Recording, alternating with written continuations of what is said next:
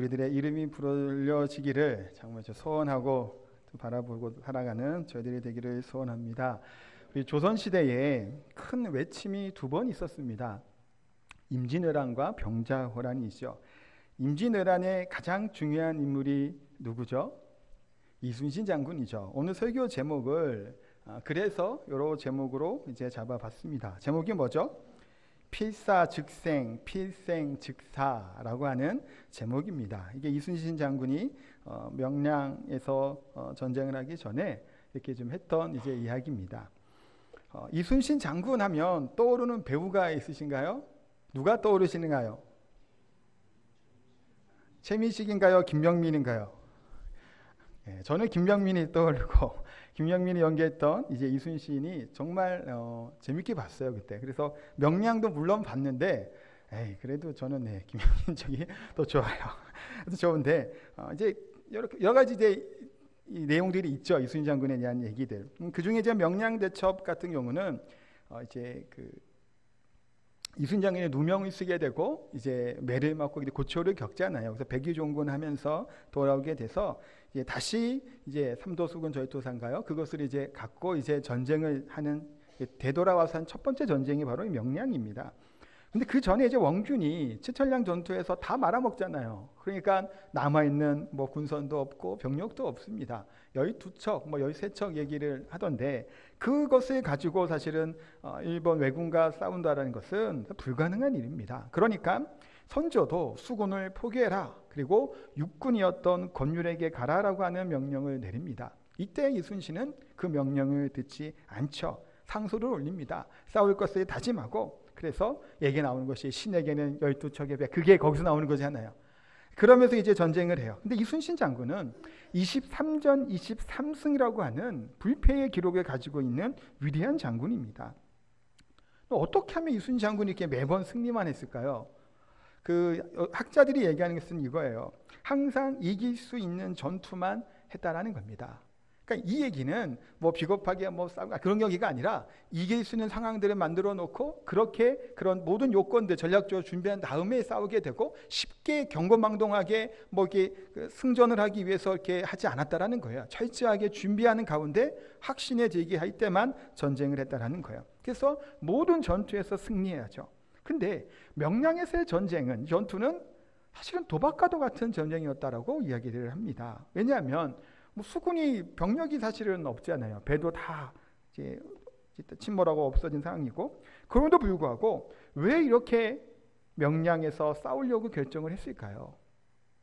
이순신 장군은 포기할 수가 없었던 겁니다. 수군을 포기하는 순간 어떻게 될까요? 이 육군으로 가면 이 전쟁은 더 길어지게 돼요. 이 전쟁이 길어지게 되면 백성들은 더 힘들고 고달퍼지게 되겠죠. 승리할 가능성이 적음에도 불구하고 피할 수 없는 전투가 바로 명량에서의 전투입니다. 그래서 그렇게 유명하기도 한 거죠. 하여튼 그런데요. 그래서 죽고자 하면 살 것이요, 살고자 하면 죽을 것이다. 나를 따라 이런 얘기 하잖아요. 그렇죠? 이게 굉장히 유명한 그런 얘기가 그래서 나오는 겁니다. 병자호란도 아실 거예요. 1636년 병자년에 있었던 일입니다. 조선의 임금이었던 인조가 청나라 침략을 피해서 남한산성으로 숨어 들어가게 됩니다. 거기서 47일간 이제 혹독하고 치욕스러운 겨울을 났다라고 이제 얘기들을 합니다. 근데 가진 것도 없고 먹을 것도 없고 굉장히 고달프죠. 그러다가 어떻게 해야 될까 고민하던 가운데 두 가지 이야기들이 나옵니다. 선택을 해야 될 때가 됩니다. 종묘와 사직을 위해서 결사항전하다가 장렬하게 죽자라는 척하파의 김상원이라고 하는 사람의 주장이 있었고, 또 역적이라는 말을 들을지라도 일단은 살아야 된다는 거예요. 항복하고 살아서 훗날을 도모하자라고 얘기했던 주화파 최명길의 주장들이 있습니다. 이때 인조가 고민을 하고 번민하는 가운데 결정을 내리게 되죠. 그때 인조가 했던 얘기라는 거예요. 죽어서 살 것인가, 살아서 죽을 것인가, 죽어서 아름다울 것인가, 살아서 더러울 것인가. 결국에는 청나라 황제 앞에 무릎을 꿇고 항복을 합니다. 오늘 우리는 어떠한 고민을 하고 살아가고 있나요?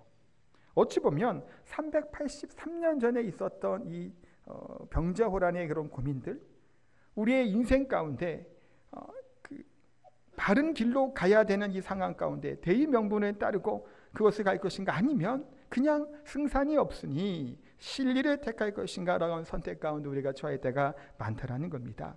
신앙생활 할 때 특히 그렇죠. 하나님을 기뻐하시는 길이 있습니다. 근데 자신의 유익과 편안한 길이 있어요.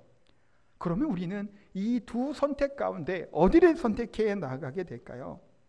어떻게 살아가는 것이 합당한 그리스도인의 모습으로 살아가는지에 대해서 오늘 성경은 말씀을 통해서 한번 깨닫는 시간이 되기를 바랍니다. 본문은 예수님이 자기의 생명을 씨앗으로 비유하는 이 비유에 대한 설명입니다. 그런데 이 본문이 12장 좀 앞에 장이 11장에 보면 예수님께서는 죽은 나사로를 이제 살려주시는 사건이 나옵니다. 이 사건은 복음서의 수많은 이적들 중에서도 가장 어찌 보면 최고의 기적이라고 얘기할 수 있는 사건입니다. 공생의 3년 기간 동안 예수님께서는 각종 병든 사람을 치료해 주시죠. 또한 시각장애인들, 장애가 있는 사람도 고쳐주십니다. 나이대부터 문제가 있던 사람도 모두 다 고쳐주시죠. 풍랑을 잠잠하게 하시고 귀신을 내어 쫓습니다. 그런데 죽은 자도 물론 살리신 적이 있어요. 근데 그 예수님을 반대하는 무리들은 어떻게 얘기를 할까요? 그 사람이 죽은 게 아니다. 그냥 좀 기절했다가 가사 상태에 빠졌다가 이렇게 좀 자극을 주니까 깨어난 거다. 이렇게 얘기하는 거예요.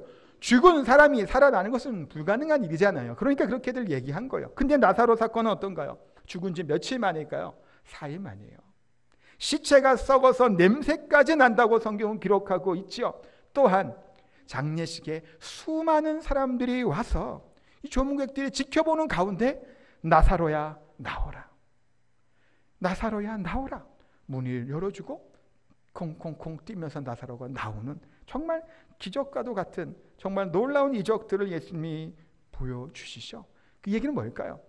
이 예수님이 대적한 유대 지도자들도 꼬투리를 잡을 게 없는 거예요. 왜냐하면 증인들도 많았고 실제로 썩어 냄새나는 그 사람을, 죽은 사람을 살린 거예요. 이 사건을 통해서 어떤 일이 일어날까요? 급속도로 예수님의 소문이 퍼져나가게 됩니다. 그때가 마침 또 유월절 명절이 가까워던 시기입니다. 이때는 예루살렘으로 모두 모여요. 이 절기 때는. 그럴 때 보통 학자들이 얘기하는 것은 300만 명 정도 되는 숫자들이 절기 때마다 모인다라고 이야기를 합니다. 그때 예수님이 나귀를 타고 입성을 하시죠. 호산나 다윗의 자손이여, 영광스럽게 입성에 올라갑니다. 이때 그래서 이 한영 인파가 몰려드니까 바리새인들이 19절에 이렇게 이야기를 합니다. 바리새인들이 서로 말하되 볼지어다 너희 하는 일이 쓸데없다. 보라 온 세상이 그를 따르는도다 하니라. 온 세상이 따른다고 할 만큼 수많은 예수님을 추종하는 무리들이 예수님께 찬양을 하고 호산나를 높이며 올라가게 됩니다. 이때 헬라인 중에 몇 사람이 예수님에 찾아오는 것이 오늘 읽었던 본문의 내용입니다.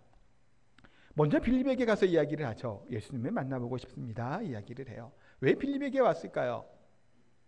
빌립이라고 하는 이름은 헬라식 이름이에요. 헬라어에 능통했다라는 것을 추측해 볼 수 있겠죠. 그러니까 헬라인이었던, 이방인이었던 이 사람이 빌립에게 먼저 찾아온 것은 어찌 보면 당연한 일이에요.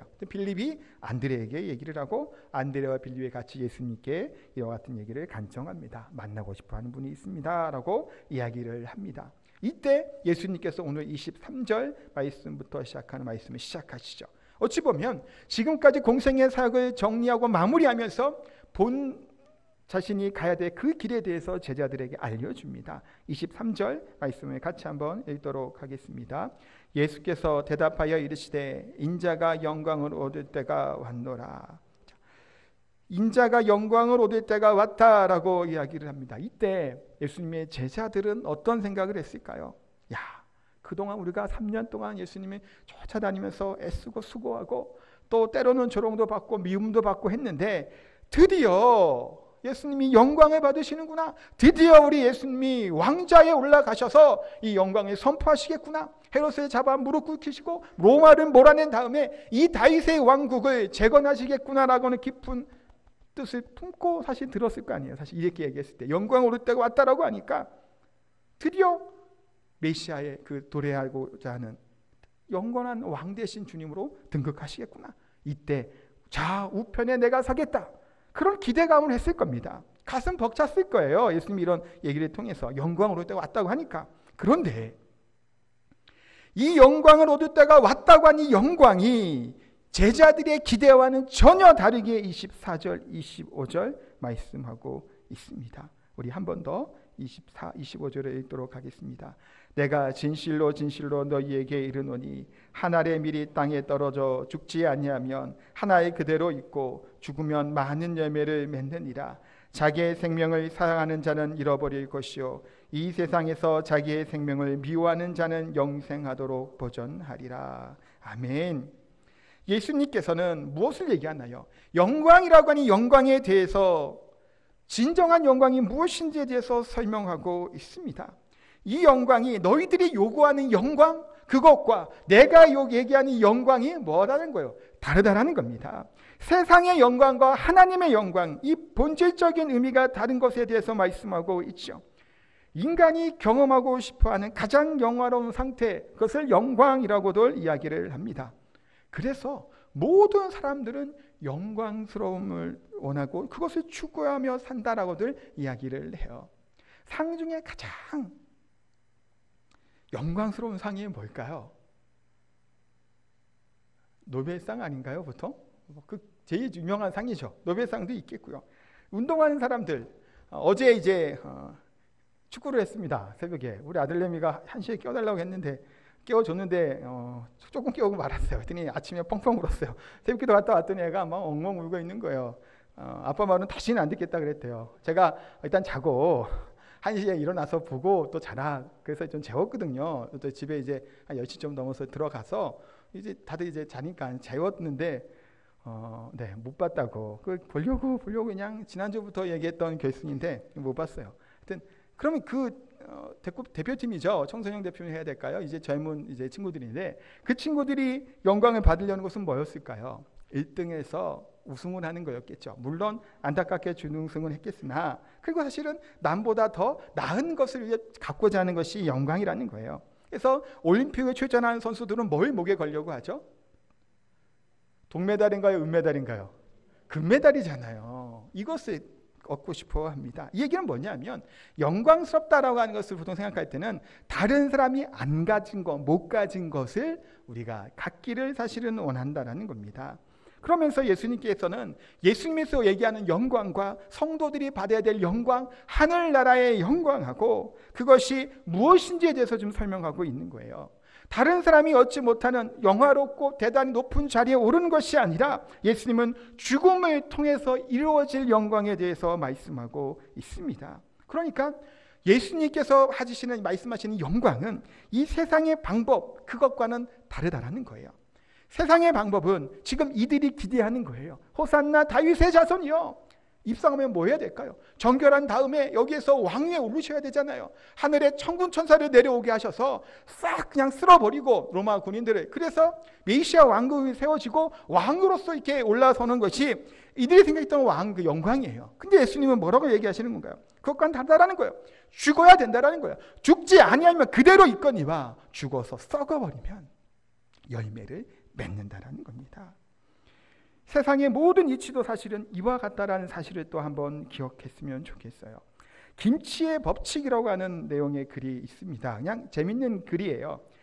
김치는 우리가 모두가 다 좋아하는 음식이 김치죠. 특히 외국 나가면 이 김치 없이 사실 밥 먹는 게 쉽지 않다라고 어렵다는 얘기들을 참 많이 합니다. 그런데 이 김치는 5번 죽는다고 해요. 첫 번째는 한 번 땅에서 뽑힐 때 한 번 죽는답니다.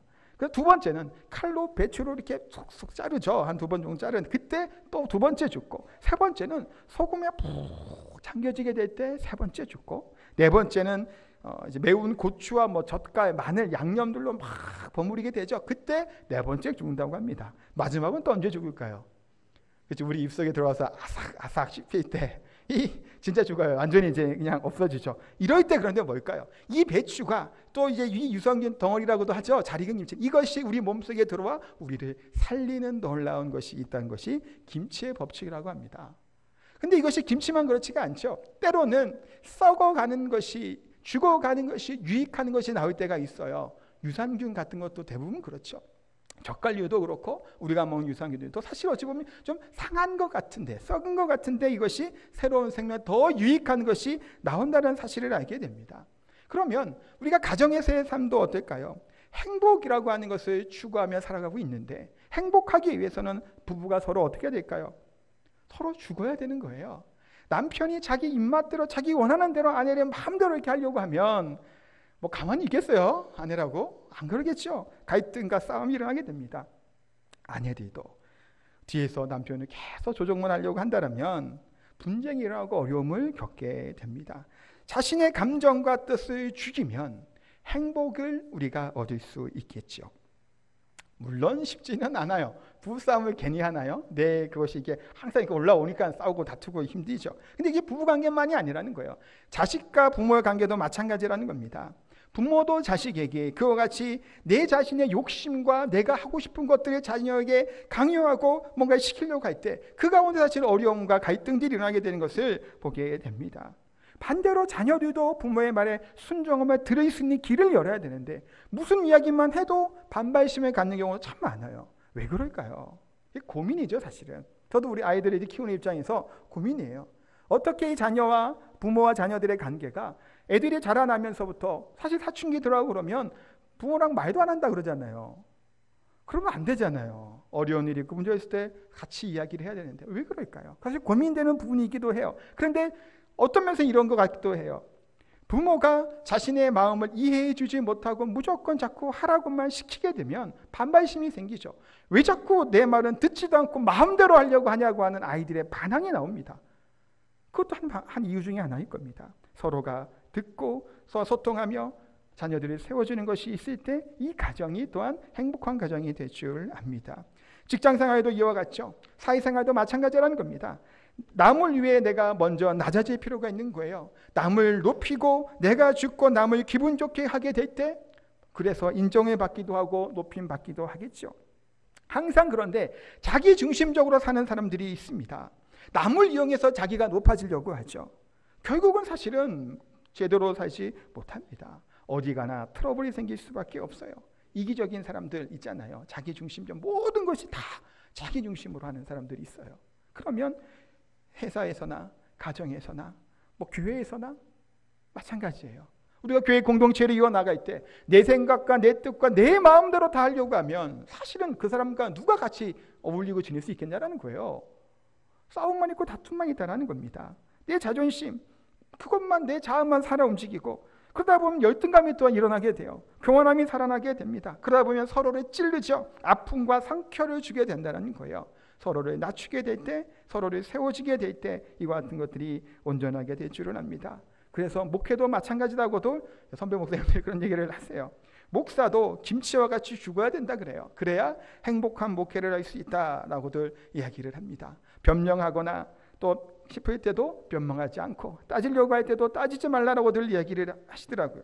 예전 섬겼던 목사님이 강조했던 말씀이 있어요. 뭐냐면 목사는 누군가가 창으로 가슴을 푹 찌를 때가 있다라는 거예요. 근데 푹 찔렸을 때 잘해라 라는 얘기를 하시는 거예요. 뭘 잘하라 그럴까요? 억울하고 변명하고 싶은 것도 있고 할 얘기가 많잖아요. 때로는 아닌데 기라고 할 수도 있단 말이에요. 그럴 때 힘들고 아프다고 이 창을 뽑아서는 안 된다라는 거예요. 뭘 하는 걸까요? 이 창을 가지고 십자가 앞에 나가 하나님께 기도하고 그러면서 이 창을 십자가의 사랑, 하나님의 사랑으로 녹여낼 수 있어야 된다라는 이야기를 합니다. 이럴 때 하나님이 문제를 풀어주시고 그것이 바로 목사가 승리할 수 있는 비결이다라고 이제 얘기를 하시더라고요. 뭐 맞는 이야기죠. 그런데 실상 제 자신이 그러면서 이렇게 생각해 보면 정말 그러고 있나? 물론 저를 이렇게 찌른 분은 없습니다. 참고로 그거 있다는 얘기는 아니야. 그런 얘기는 아니지만 때로는 그런데 좀 이렇게 마음 상한 일이 생기기도 하잖아요. 때로는 어떻게 좀 그런 일이 생기기도 합니다. 그럴 때 하나님 앞에서 이와 같이 모든 문제를 다 내려놓고 나아가야 될 텐데 그렇지 못하는 저의 모습을 또한 발견할 때가 있습니다. 그러면 생각되는 것은 얼마나 연륜이 쌓이고 경험을 하면 그렇게 될까? 라고 하는 의문이 들기도 하고 그러면서도 드는 생각은 아직도 여전히 혈기와 분이 안에 있기 때문에 모두 때는 잠을 못 자고 막 그럴 때도 있죠. 그것은 아직도 스스로를 죽이지 못하기 때문이다라는 거예요. 십자가 앞에서 온전히 죽어져야 되는데 아직 내 자신이 살아서 꿈틀꿈틀해서 막 주위로 올라오니까 이게 사실은 안 된다라는 겁니다. 그러니까 바울 사도가 하는 말씀이 있잖아요. 나는 날마다 죽노라 라고 고백을 합니다. 우리는 매일매일 같이 죽음으로 승리할 수 있습니다. 갈라디아서 2장 20절, 거기가 너무 귀한 말씀이죠. 죽는다라는 것이 무엇인지에 대해서 잘 말씀하고 있습니다. 같이 우리 한 목소리로 읽도록 하겠습니다. 내가 그리스도와 함께 십자가에 못 박혔나니 그런즉 이제는 내가 사는 것이 아니요 오직 내 안에 그리스도께서 사시는 것이라. 이제 내가 육체 가운데 사는 것은 나를 사랑하사 나를 위하여 자기 자신을 버리신 하나님의 아들을 믿는 믿음 안에서 사는 것이라. 아멘. 우리가 어떻게 됐다는 건가요? 죽었다라는 겁니다. 십자가에서 자신을 못 박거라 라고 말씀하고 있죠. 그래서 십자가에 나 자신을 못 박으면 내 안에 누가 살게 된다는 건가요? 내가 아니라 그리스도 예수 그리스도가 내 안에 사시는 것이다 라고 고백을 하게 됩니다. 우리는 나를 사랑하시고 나를 위해서 자기 몸을 버리신 이 하나님의 예수 그리스도의 십자가 안에 우리가 그 앞에 우리의 자아를 죽이고 그 길에 따라가는 사람들이라는 겁니다. 믿음의 길을 걸어간다는 것이 무엇일까요? 내 자신의 존재의 그런 방법들, 방식들을 다 내어버리고 하나님이 기뻐하시고 원하는 그 길로, 그 방향으로 그것을 선해 가는 것이 믿음의 길이라는 겁니다. 그래서 우리가 우리 스스로의 믿음을 한번 점검해 봤으면 좋겠어요. 어떻게 점검할 수 있을까요? 우리 믿음이 어떠신가요? 스스로 생각할 때 믿음이 좀 괜찮은 편인가요? 아니면 조금 별로인 것 같은가요? 뭐 여러 가지로 방법을 가지고 우리가 믿음의 정도를 우리가 스스로 알 수도 있습니다. 근데 때로는 이런 것을 볼 수 있죠. 열심히 예배드리는 모습, 빠지지 않고 예배드리는 모습을 통해서 우리의 믿음 신앙의 수준을 판가름할 수도 있겠고, 또 다른 것은 새벽마다 기도하고 또 새벽이 아니더라도 우리가 기도하는 일에 쉬지 않고 기도하는 모습을 통해서 우리가 우리의 믿음을 볼 수도 있습니다. 또 봉사하고 헌신하고 섬기는 모습을 통해서도 알 수 있겠고, 많은 또 헌금을 하고 예물을 드리고 뭐 하는 것들은 헌신의 모습들을 통해서도 알 수 있습니다. 그런데 믿음이 좋다, 영성이 깊다라고 하는 것이 겉으로 보여주는 무엇을 행위에서만 이것이 나온다고 보기는 어렵습니다. 뭘까요? 오늘 지금 얘기했던 나는 나이마다 죽는다, 그리고 갈라디아서 2장 20절 말씀처럼 그리스도와 함께 내가 십자가에 죽고 내 안에 그리스도가 살아 계신 것, 그것이 온전한 그리스도인의 삶이라는 것이죠. 그렇다면 내 안에 내 자아가 얼마나 죽었는지, 아직도 여전히 꿈틀꿈틀대는 내 자아가 남아있는지에 따라 내가 얼마나 성숙한 사람인지 믿음 있는 사람인지를 알 수 있다는 겁니다. 아무리 우리가 은혜를 받고 은사를 가졌다고 할지라도 내 안에 있는 이런 혈기와 이 욕심들, 그런 고집들, 내 안에 있는 이렇게 탐욕과도 같은 한 육신의 그런 것들이 끊임없이 우리 것이 주장하며 살아간다면 하나님 앞에 더 엎드려야 되는 것이고, 그것이 어찌 보면 우리의 믿음의 수준일 수 있다는 겁니다. 사랑하는 성도 여러분, 미랄의 신앙으로 살아가야 되는 것, 그것이 바로 25절에 대해서 말씀 설명해 주고 있습니다. 25절 말씀 한 번 더 읽겠습니다. 자기의 생명을 사랑하는 자는 잃어버릴 것이요 이 세상에서 자기의 생명을 미워하는 자는 영생하도록 보존하리라. 아멘. 여기서 생명이라고 하는 헬라어는 푸시케라고 하는 말입니다. 푸시케라는 말은 생명, 목숨이라고 이제 번역을 하는데 다른 의미가 또 있어요. 자아, 뜻, 의지, 소원이라고 하는 의미로도 번역할 수 있어요. 그러니까 생명을 미워하라라고 하는 것이 나의 소원을, 내 뜻을 미워하는 자, 소원을 부인하는 자는 이라고 번역해도 괜찮아요. 그러니까 뭘까요? 내 뜻대로 내 마음대로 살아가는 존재가 아니라, 이 생명뿐만이 아니라 내 뜻과 내 계획과 내 의지, 이와 같은 것들을 다 미워하는 자, 사랑하지 않는 자, 그것을 부인하는 자, 그 자가 하나님께서는 영생을 보존하겠다라고 말씀하고 있습니다.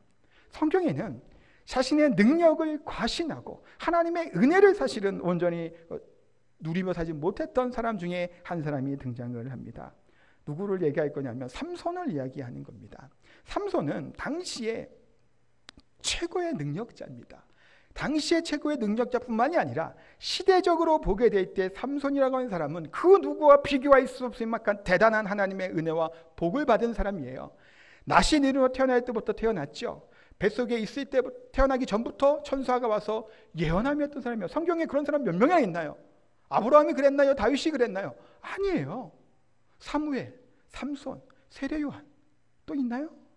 대단한 사람이잖아요. 그 중에 한 명인 삼손은 사실은 조금 실패한 인생으로 인생의 사진 마치게 됩니다.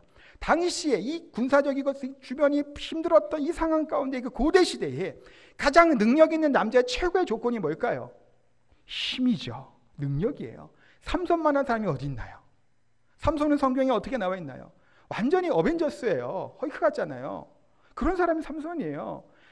그냥 픽션적으로 우리가 그냥 상상한 그것이 아니라 실제로 하나님이 그 삼손의 사람에 대단한 능력을 주셨어요. 혼자 일당백으로 쓸어버릴 만큼 힘을 주신 거예요. 그런 사람이 삼손인데 삼손이 어떠나요? 16장 4사기 20절에 보면 드릴라가 이르되 삼손이여 블레셋 사람이 당신에게 들어닥쳤나이다 하니 삼손이 잠을 깨어 이르기를 내가 전과 같이 나아가서 몸을 떨치리라 하였으나 여호와께서 이미 자기를 떠나신 줄을 깨닫지 못하였더라. 이미 여호와의 영광이 떠나갔는데 그것을 깨닫지 못하는 겁니다. 그것을 자각하지 못했다라는 거예요. 영적으로 둔감한 상태에 삼손은 처해지게 되죠. 그러니 뭐 이런 머리카락 얘기까지 다 사실은 했던 거예요. 주신 복을 관리하지도 못했죠. 그 때문에 삼손은 망한 겁니다. 마지막에 사실은 성벽가게 다 죽었다고는 하나 하나님의 은혜죠. 그건 하나님의 은혜예요. 삼손이 잘해서가 아니고 얼마나 비참한 가운데 죽게 되나요? 눈이 뽑히고 노예로 전락해서 마지막에는 같이 죽고 끝난 거예요. 사실은 그렇죠. 영적인 둔감했던 삼손을 보게 되고 다윗을 또한 생각해 보면 다윗은 사울이 죽은 이후에 이스보셋이 왕이 됩니다. 다윗은 헤브론에서 이제 유다 지파를 중심으로 이제 왕이 되고 나머지에서는 이제 이스보셋이 왕이 돼요. 그런데 다윗의 인기가 더 많고 지지하고 이렇게 세력이 강했어요. 그러다 보니까 이스보셋을 따랐던 레갑과 바하나라고 하는 신하들이 있었는데 이스보셋을 죽입니다. 죽이고 나서 다윗에게 찾아가서 죽였다고 상 받으려고 기대를 하고 있어요. 근데 다윗이 이 레갑과 바하나를 어떻게 했을까요? 죽여요. 왜 죽였을까요? 한 번 배신하면 또 배신하기 때문에 죽였을까요? 그런 것이 아니죠. 하나님께서 기름 부어 세웠던 사람을 다윗도 그렇게 위기가 있고 죽일 기회가 있음에도 불구하고 사울을 안 죽였어요. 하나님의 뜻, 하나님의 영광, 하나님의 영적인 것을 분별했기 때문이에요. 마찬가지로 제사장 나라로서 하나님의 공의를 생각해서 이들을 죽이게 됩니다. 오늘날에 우리 주변에서도 영적으로 민감하지 못한 사람들이 참 많아요. 사실 저 또한 마찬가지겠죠. 영적으로 깨어나 있어야 됩니다. 우리들의 관심사가 하나님 말씀 안에 있어야 되는 것이고 우리가 생각할 것이 하나님의 뜻이 무엇인 것이 분별할 수 있는 지혜가 우리 가운데 있어야 될 줄 압니다. 이 세상에서 얘기하는 뭔가를 돈 많이 버는 방법이라든가 아니면 연예인들의 이야기라든가 드라마는 뭘 보냐 그것이 우리에게 그렇게 중요하지 않아요. 조금 덜 관심을 가지더라도 우리가 하나님의 뜻이 무엇이고 하나님의 말씀이 무엇인지에 대해서 민감하게 반응해야 될 줄 믿습니다. 웩 선교회를 창설한 C.T. 스터드라고 하는 유명한 선교사님이 계시는데 이분은 영국 옥스퍼드 출신이고 재벌가에서 태어났다고 합니다. 근데 이 사람이 예수님 믿고 이 복음의 그런 능력을 체험한 다음에 선교사로 이제 헌신을 한 거예요. 그래서 중국, 아프리카 등지로 선교를 떠나게 됩니다. 선교사를 이렇게 담당하다가 이제 받은 유산도 다 이제 쓴 거예요. 그러고 나서 죽을 때가 다가오게 된 겁니다. 임종을 앞두고 있고 있다가 이렇게 이야기를 해요. 내가 세상을 떠날 날이 가까워온 것 같다. 이제 돌아보니 즐거웠던 몇 가지 일이 생각나는구나. 하나님이 나를 중국에 가라고 말씀하셨을 때 이것이 첫 번째 생각나는 거예요. 가족들은 다 반대했다. 그런데도 하나님의 명령이기에 결단하고 중국으로 건너갔던 거 지금 생각하면 얼마나 기분 좋은 일인지 즐거운 추억인지 모른다. 두 번째 얘기입니다. 그때 하나님이 나에게 명령할 것이 있다. 부자 청년에게 주님이 말씀하신 그대로 내가 가진 것을 가난한 자에게 다 나눠주고 나를 쫓으라 라고 말씀하셨다. 그래서 내가 받은 유산과 그 모든 것들은 선교를 위해 또 가난한 자들을 위해 다 나누어 주었는데 지금 생각해 보니 얼마나 유쾌한 추억인지 얼마나 감사한 일인지 모르겠다라는 고백을 했다고 해요. 임종을 앞둔 사람 이 한 말은 진실이고 정말 마음속에 있는 말이겠죠. 영광을 바라봤기 때문에 무슨 영광을 바라봤을까요? 하나님 나라의 영광을 바라봤기 때문에 여기서 사실은 있는 것을 아까워하지 않은 겁니다. 어떤 사람은 다 쓰지 못하고 아까워서 그렇게 죽는 사람들도 있겠죠. 사실 얼마나 비참한가요? 그러나 이분은 하나님의 영광을 바라보며 임종하고 하나님 부르심에 받았던 사람입니다. 그분이 선교 때는 웩이라고 하는 이제 본부에 영국 런던에 있다고 합니다. 근데 거기서 본부 지하실에 내려가면 수십 개가 넘는 가방들이 이렇게 있다고 해요. 선반에도 있고 이렇게 이제 바닥에도 이렇게 잘 정리되어 있다고 해요. 이게 무슨 가방이냐 하면 선교사들이 이제 떠나잖아요. 선교지로 임지로 떠나게 될 때 가방을 놓고 이제 떠난다고 해요. 그래서 사역을 마치고 돌아오게 될 때 가방을 찾아가려고 두고 간 가방이라고 해요. 근데 돌아오지 못하고 가방만 남겨진 거예요. 이 사람, 선교사는, 이 사람은 세상에 떠났지만 가방은 남겨졌죠. 이 가방이야말로 그리스도를 위해서, 타인을 위해서 이타적인 마음, 자기 희생, 자기 헌신의 표징이 바로 이 가방이라는 겁니다. 이 가방의 주인들은 어느 곳, 어느 나라에서 죽은지는 알지 못하죠. 그랬던 간에 그들이 있었던 그곳에서 생명의 역사가 일어났던 것이고 그들의 사역을 통해서 하나님의 영광이 그들을 통해 드러나게 됐던 겁니다. 그렇다면 우리가 떠나는 그 순간에 무엇이, 어떠한 가방이 남겨져 있을까요? 자기 희생과 헌신, 미라이와 같이 썩어짐의 그런 것들이 남아있을까요? 아니면 욕망과 욕심과 탐욕, 이기심의 결정체들이 우리 떠난 빈자리에 남아있을까요? 20절 말씀 한 번 더 읽도록 하겠습니다. 사람이 나를 섬기려면 나를 따르라. 나 있는 곳에 나를 섬기는 자도 거기 있으리니 사람이 나를 섬기면 내 아버지께서 그를 귀히 여기시리라. 아멘. 예수님을 믿는 자들은 예수님을 따르는 자들입니다. 예수님을 따르는 자들은 예수님과 동행하는 사람들이고 예수님을 동행하는 자는 예수님이 걸어가셨던 그 길, 미랄의 길, 썩어가는 그 길을 걸어가는 자들이 예수님을 따르는 자들이고 제자들이라고 할 수 있습니다. 미랄의 신앙은 뭐냐면 자신을 희생해서 남을 살리는 것이죠. 나를 낮추어서 상대방을 높이고 존귀하게 하는 것이 썩어짐의 신앙과 미랄의 신앙입니다. 하나님의 일꾼들은 어떠한 자들인가요? 바로 이와 같은 사람들입니다. 예수님의 제자들, 내가 죽어 남을 살리는 것, 이것이 기독교의 핵심 가치며 핵심 진리인 줄 믿습니다. 예수님 앞에서 우리가 매일매일 날마다 우리의 정욕과 욕심을 십자가에 못 박기를 원합니다. 또한 내가 죽어야만 다시 예수님과 함께 부활의 영광, 부활의 생명 가운데 부활하게 태어나게 될 줄 믿습니다.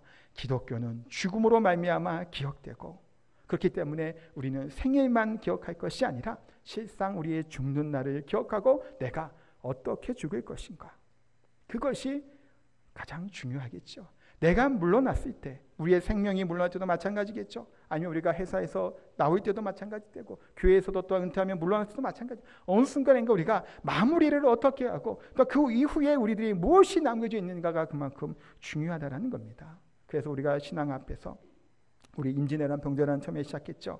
죽고자 하면 살고 살고자 하면 죽는다라고 했던 이 이야기들처럼 내가 어떻게 살다가 죽을 것인가, 잠깐의 평안함과 유익을 위해 살다가 죽기 전에 후회하고 인생을 마칠 것인가, 아니면 조금 힘들어도 어려워도 아름다운 인생의 마무리를 할 수 있는, 고난받기를 기뻐하고 이 후회 없는 하나님의 영광을 바라며 살 것인지에 대해서 돌아보는 저희들이 되기를 소원합니다.